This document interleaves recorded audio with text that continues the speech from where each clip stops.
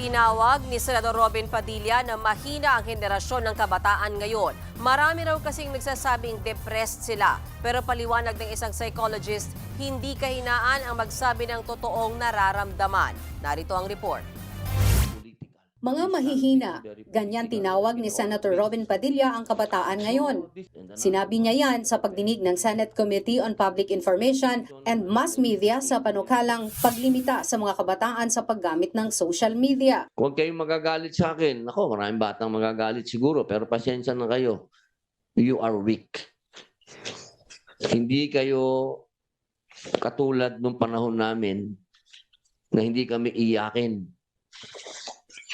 Natuto kami sa kalsada.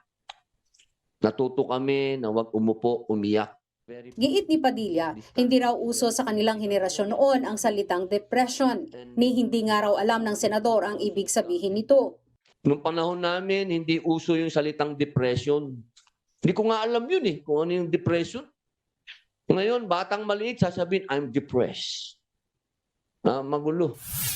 Pero nitong Nobyembre, ginamit pa ni Padilla ang salitang depressed nang ibasura ng International Criminal Court ang hiling na interim release ni dating Pangulong Rodrigo Duterte. Malungkot na to. Yun po, malungkot. Siyempre, depressed.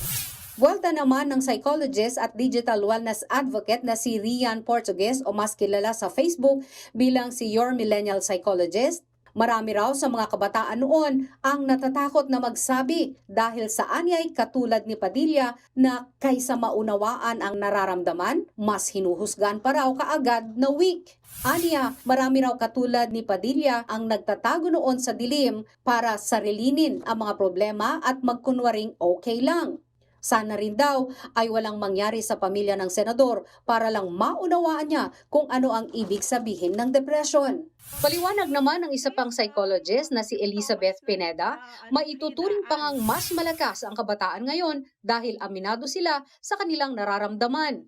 Hindi raw ito kahinaan. Lumalabas na mas strong ang mga kabataan because they don't see these mga simptomas na kahinaan, because they're being honest, as matapang nilang hinaharap ngayon itong condition na tinatawag nating depression.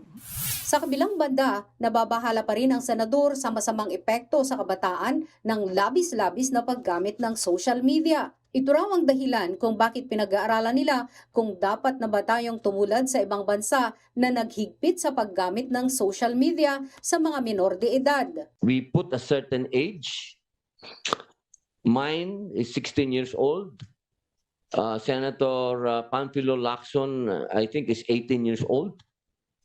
So we are really pushing for this. Pero ang kumpanyang Meta na humahawak sa Facebook tutol sa pagbaban sa kabataan. Karapatan pa rin daw kasi nila na magkaroon ng access at boses sa social media. May mga patakaran din daw naman ang Meta na pumoprotekta sa kabataan.